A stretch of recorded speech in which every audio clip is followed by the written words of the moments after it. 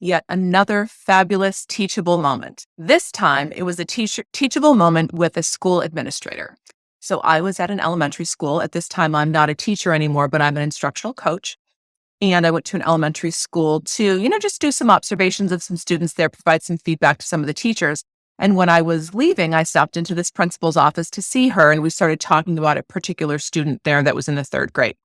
She says, well, we have to get him out of here before he does any kind of state testing. And I said, well, why would we do that? She says, well, because he's going to qualify for, intellectual disability, and we don't have that here. You don't have that here? Oh, no, we don't do that here. There's other places for those kids to go. Yeah. So I said to her, I said, well, in the spirit of ensuring that every child is getting what they need in school, it's possible that even though he has an intellectual disability, that here at your school, you can provide him with the least restrictive environment because he can just have the tools and supports right in the classroom. And that's where I can come in. I can help your teachers and I can do everything, to support them in supporting him the best way that they can.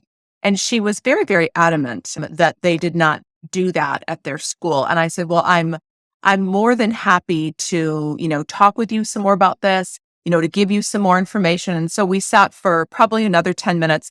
I gave her more information. It was really a fantastic conversation. I feel like I did most of the talking. She did a lot of the listening, which is fine. We had a conversation. I followed up with some resources via email.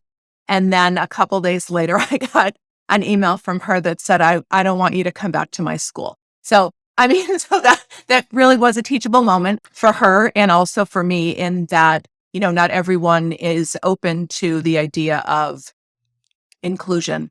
And it's sad, in 2022, I laugh in this video, but I don't mean to make light of it at all. It's 2022 and we have in some schools in some states, we still have the same mentality that we did, 30, 40 years ago.